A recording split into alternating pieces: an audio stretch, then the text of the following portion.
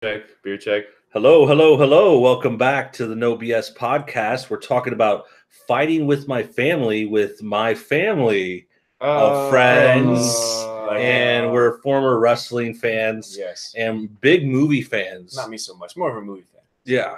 And it was pretty good overall. Good stuff. We got a lot to talk about.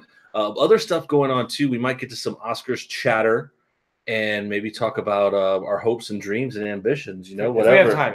If we have time. It's a short show. We're going to keep it tight butthole. My name is Brooks. I got my buddies here. And first thoughts on the movie. Hey, guys. Welcome back. I'm Connor from the What the Folk Show. We're doing our discussion of Fighting with My Family, Fighting for My Family, directed by Stephen Merchant, the funny British guy that you would remember from the funny British movies. My review is he also super positive. co-created The Office. Let's be real. Yeah, which one? The British one? Because that was the better one. That was way better than the American one. Well, but there wouldn't be an American one without the British. He's also a collaborator with Ricky Gervais. Yes. My Life is Short, or the one with Life is Short. Life's Too Short. With that show Willow. was really funny. Willow, yeah. So he's been around. He's really talented. Idiot Abroad is also a very good one. We got Brooks's last in California show right now. Last in studio performance. We're gonna bring it back. There'll still be ways. We'll never see you again, man. I feel like one of our first ones. We got EC here. Our friend Ernesto. He's also here. Another movie contributor. Yeah. I feel like one of our first ones we ever saw was San Andreas. So Definitely. It really is full circle. Well, I remember some other ones. Just thinking back, I don't know if we podcasted, but I think the three of us saw Jurassic World. Yeah, when it came out. And we did Interstellar. You got to walk in. Interstellar free. So was lucky. And that goes back to 2014. I did that too. Yeah. I think. So because there's no one at the ticket. You didn't get it for free. I thought he was the only one. You did too. Yeah, I was so sad. There's no one at the just ticket. walked in. Yeah, that was an expensive ticket, man. I would like. There's nobody at the ticket thing, so we're just like, all right, so we just walked right in. Yeah, it's a classic Brooks move. Well, okay, so I know the wrestling was big in the was it like 6th grade, 5th grade for me. Well, in the 90s and 2000s was pretty big. I never really bought into it, honestly. I'm not trying to be that guy, but it just seems so fake. It's like they already know who's going to win. Sports. We didn't know. Regular We sports, didn't know. Not to be mean to the wrestling but the family. fans didn't know who was going to win. They knew who was going to win. Yeah, but they know that they're not really punching and kicking. I'm just saying, for me personally, I'll be the minority of this conversation. I was not the biggest wrestling fan. Yeah. But this movie was fun to see the people who are really into wrestling, the families, and much like The Rock growing up with his family.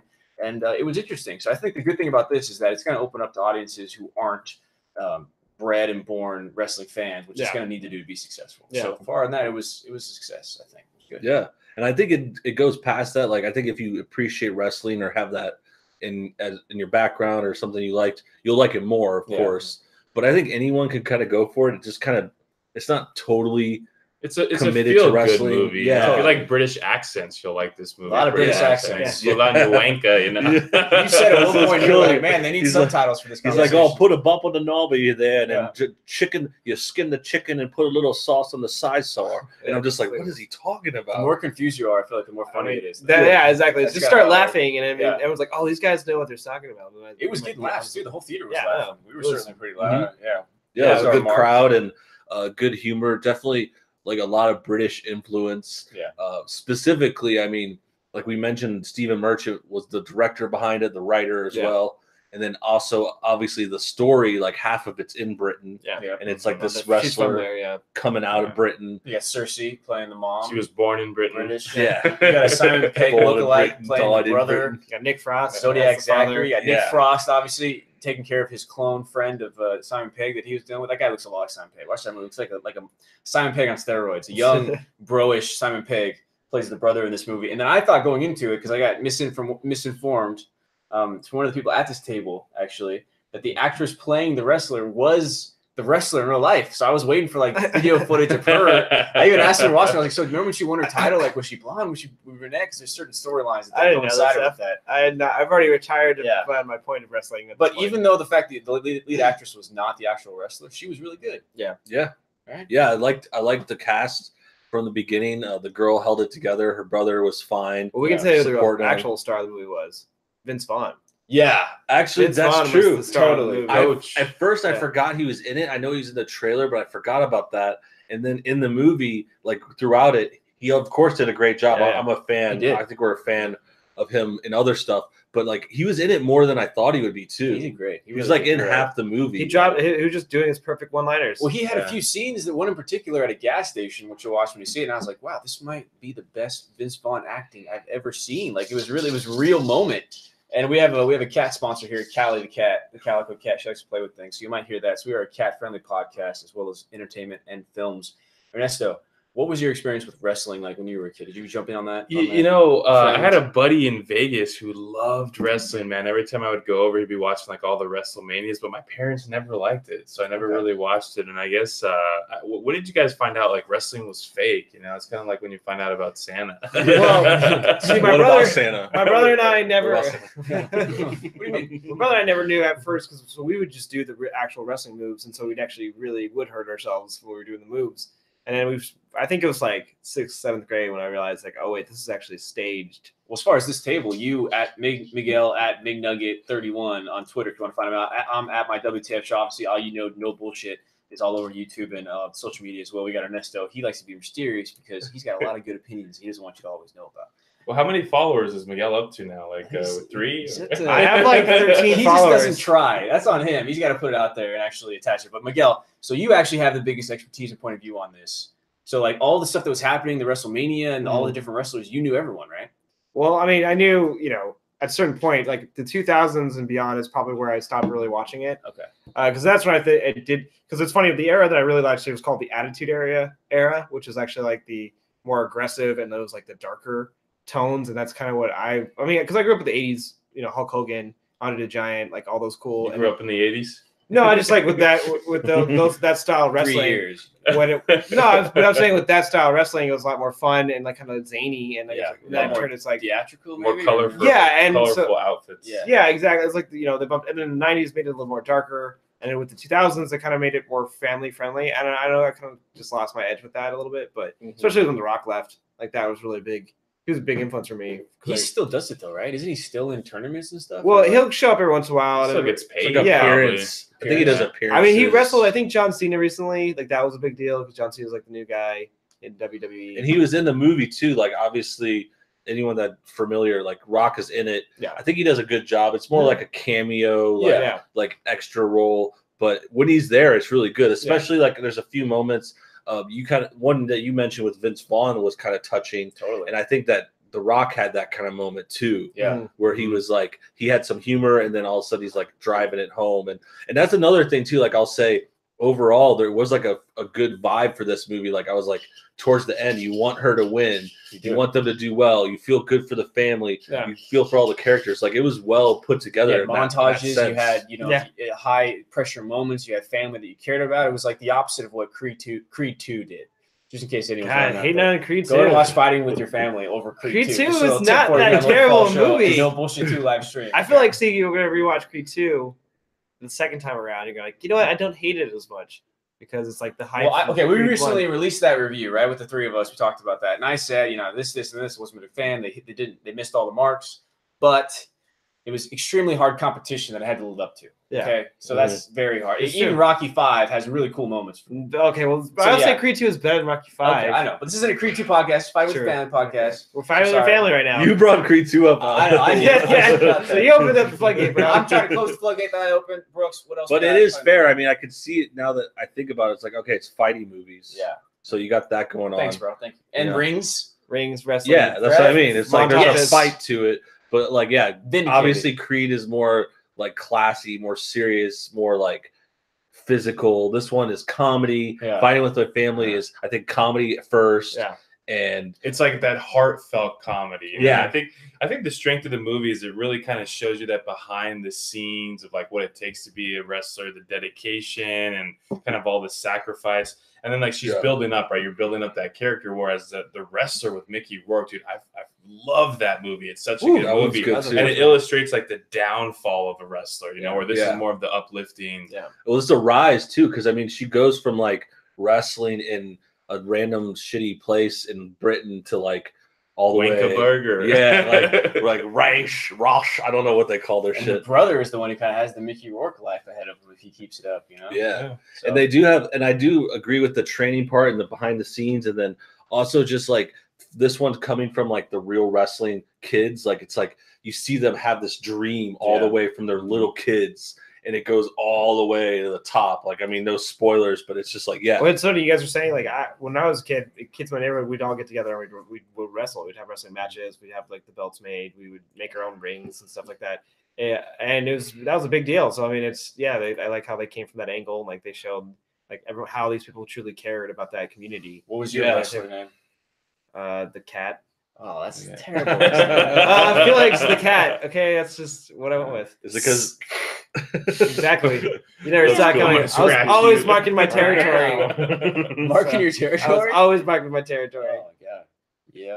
Never had a wrestling name, but I played a lot of wrestling games. Like I used to play like WCW versus NWO. I played a few of those on that like Nintendo 64. Okay, that was a classic. Well, that's a question for you. If you can answer this for the people, the novices out there like myself, which would be the majority of listeners, I would think, is why are there so many leagues? Were they all just part of the same umbrellas, like NWO, WWE, WWF? Well, NWO is actually just a group inside the WCW, and then eventually that was owned by Ted Turner, and then WWE was owned by Vince McMahon. And so it was competition, but they did fight each other. Well, eventually, yeah, they had crossover because WCW was doing poorly, and then eventually they absorbed them, right? Yeah, WWE just bought them, and this other one I really like called ECW, was Extreme Championship Wrestling, which I love that one. That was like the bloody one where like people would smash like. So that's more real. Concrete. Then. Yeah, I mean, well, as real as they could get because that's one you see. Was it real blood when you get smashed in the face? Or something? Yeah, I mean they would cut themselves. Well, they would cut themselves. That was one of the techniques. They'd have like a razor blade and they just cut the top a little bit, and they'd have the blood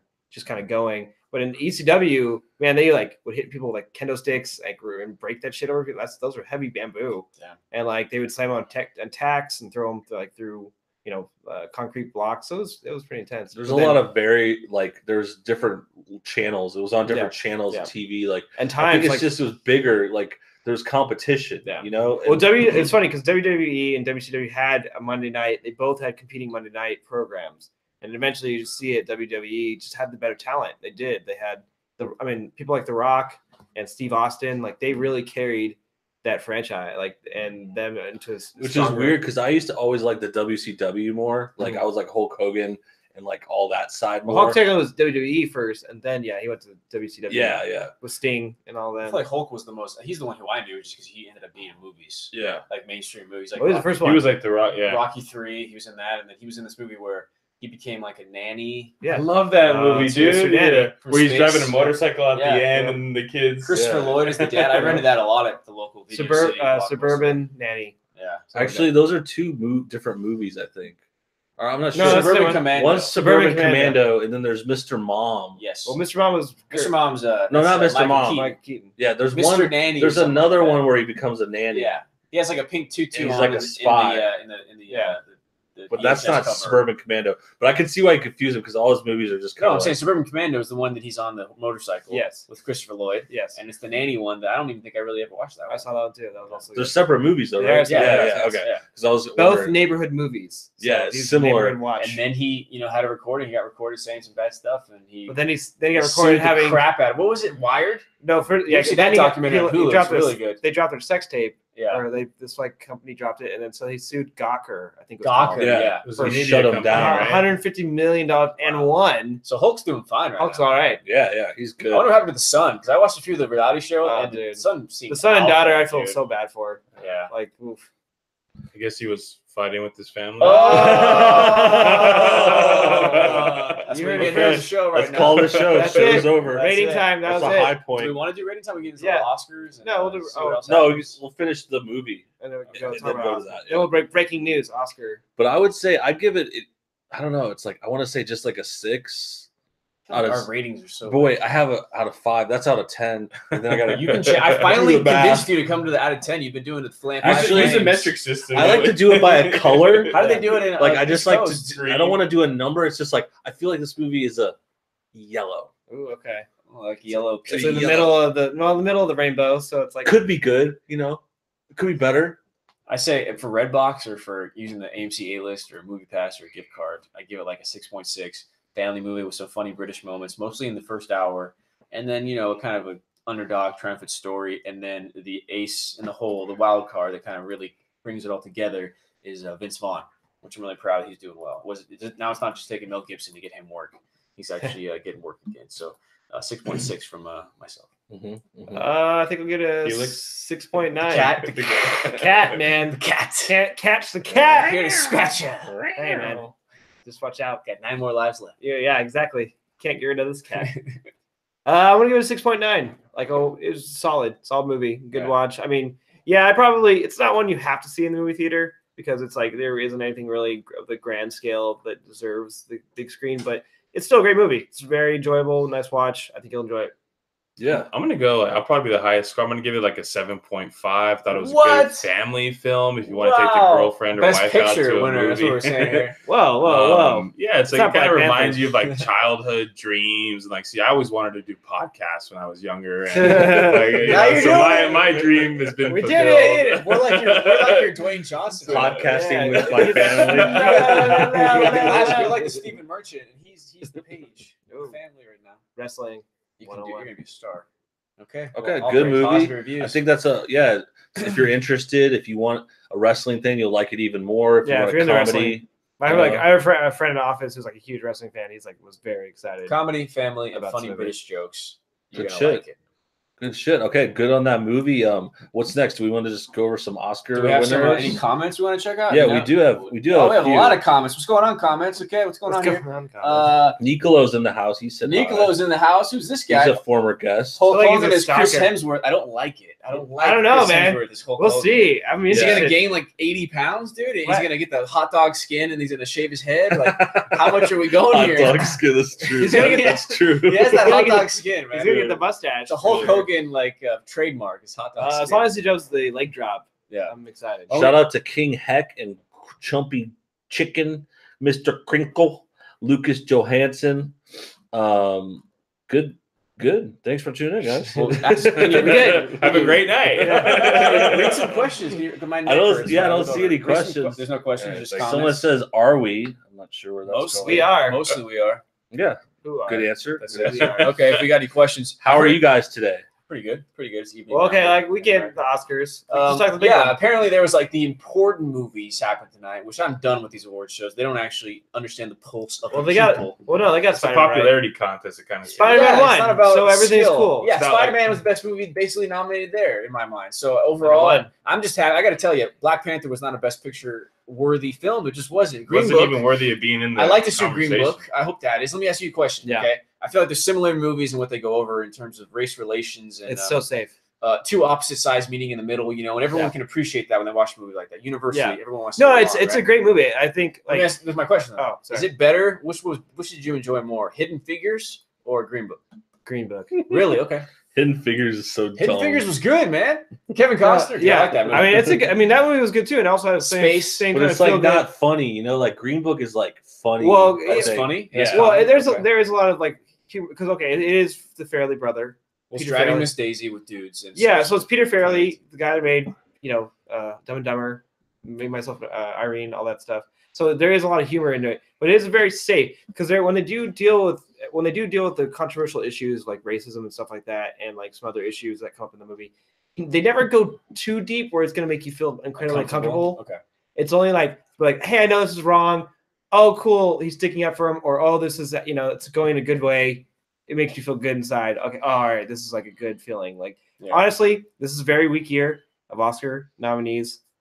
Green Book was a safe pick, I think, and it was just a safe choice. I think that's like what along the lines we were saying this like before it was announced on the way to this movie. We're like saying, oh, Green Book, I could see it winning, and I wouldn't surprise us. But I was like, I wouldn't say I was necessarily against it, but I was just like, but it's like it's not like.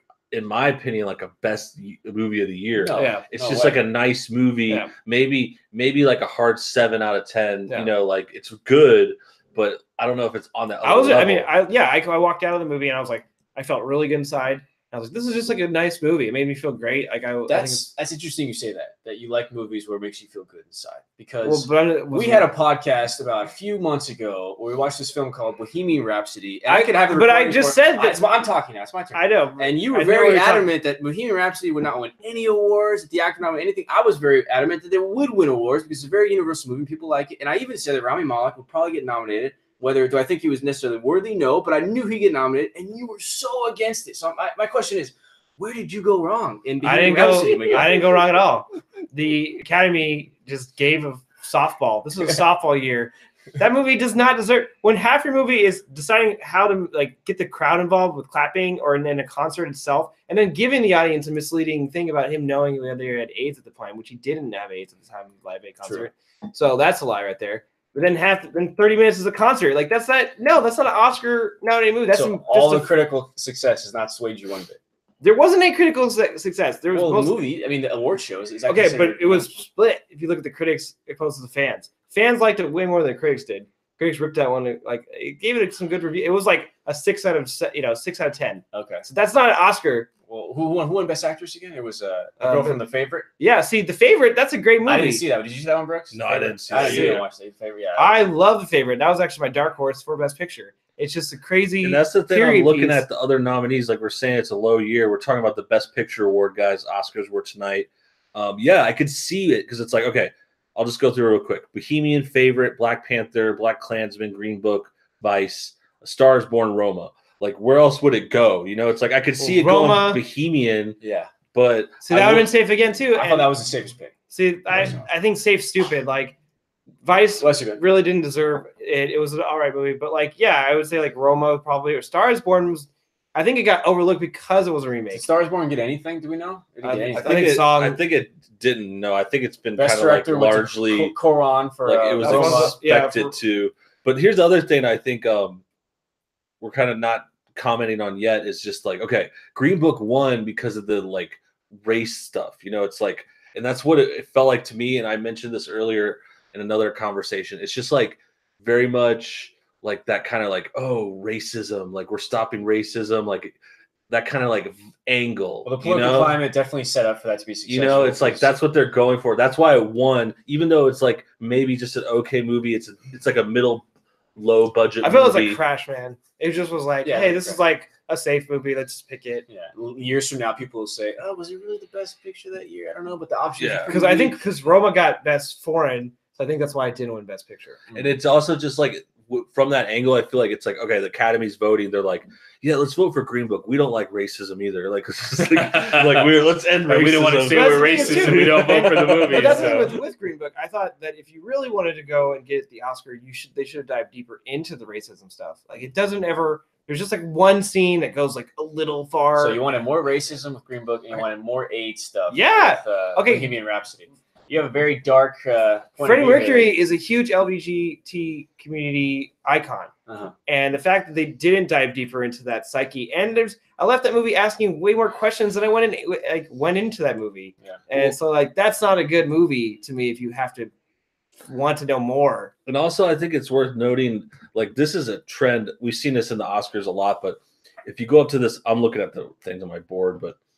Yeah, Black Klansman was like that too. It's like about the racism and there's nothing wrong with that either. Obviously, we should have messages like to end racism. Like no one wants that. Yeah. But it's like you could tell when they put in these movies and it's like they're hamming it up and they're trying to like, oh, these white people are racist, like poor black people, like that kind of shit gets like really good for the Academy. Well, the end made a statement, definitely. It chose a side, but the rest of the movie, Black Klansman, I thought was a pretty good movie. Just I thought it was very solid. Yeah, it wasn't that bad. Story, like that Green Book wasn't bad either. It's just like they put that in there, and then the other thing it reminds me of, and this is another trend I've noticed, good or bad. I mean, it's just basically they put that they go back in time so they can make movies about racism from like the 70s and 60s, you know, and that's been going on ever since like they've been making movies.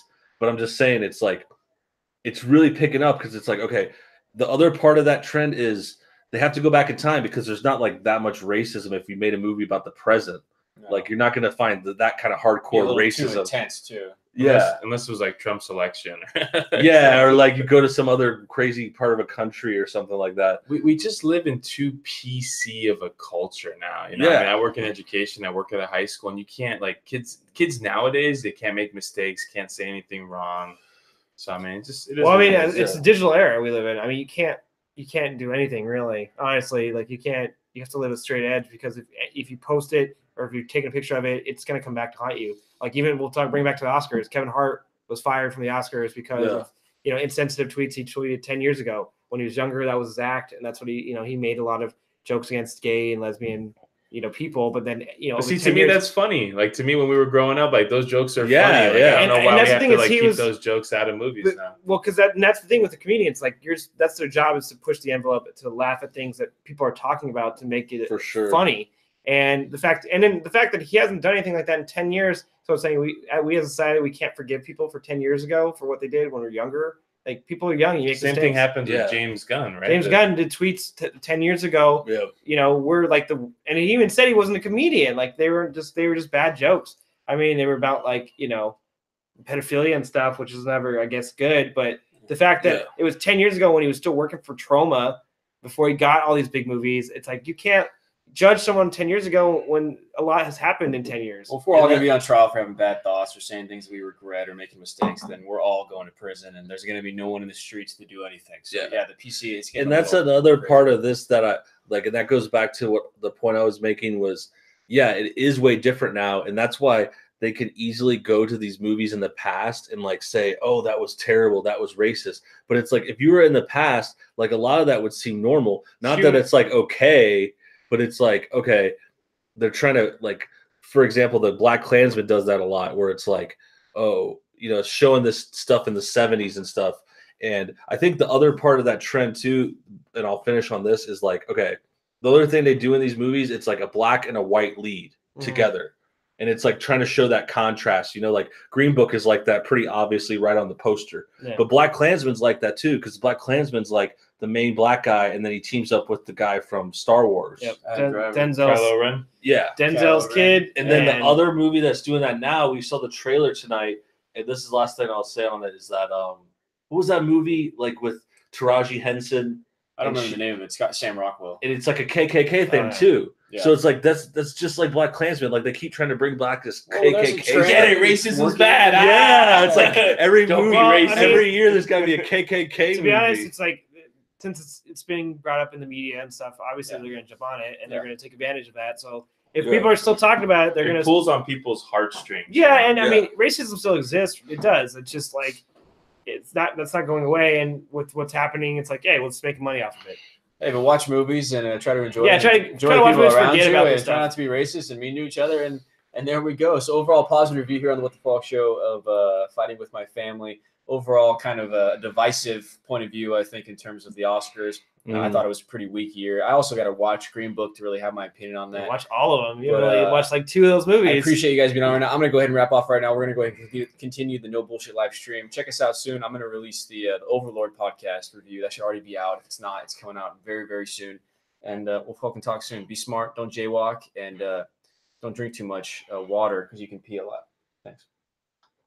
Yeah, and I think just only other few things to say about the Oscars, if you guys had any other thoughts, just like the other thing, it is good, Black Panther won some Oscars, and that's like the first Marvel to win Oscars. But to me, it's not the best Marvel movie. That's the thing. I don't know. Well, one production design and stuff like that. So I mean, that makes sense. It was like, it was like side Oscars, not like any big ones, but I think it won 2 at least. It was like production and costume, or something. Costume.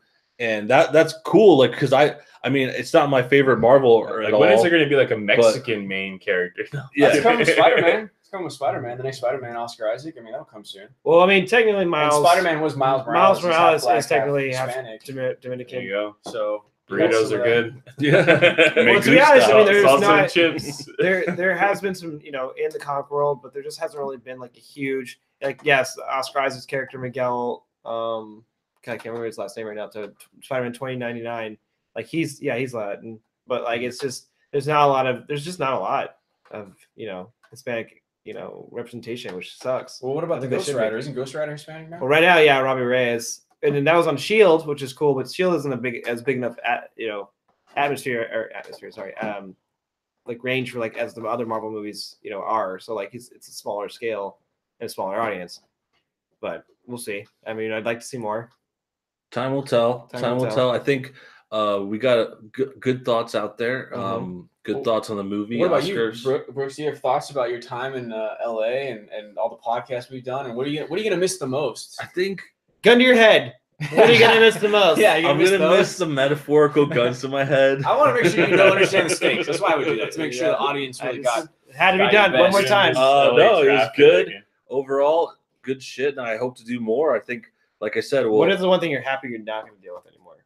Yeah, traffic. Yeah, I get that. Yeah. Shitty ridiculous rent, ghetto streets, potholes. Oh yeah, dude, the worst potholes. Potholes. The worst. Yeah. A lot happened though. You found a career. You found a wife. You know. And... Yeah, I think I'm making out like a bandit. Found us. Yeah. It is found us. He came into Cali. He's like, I'm out. I'm coming out with like money in my pocket. Boom.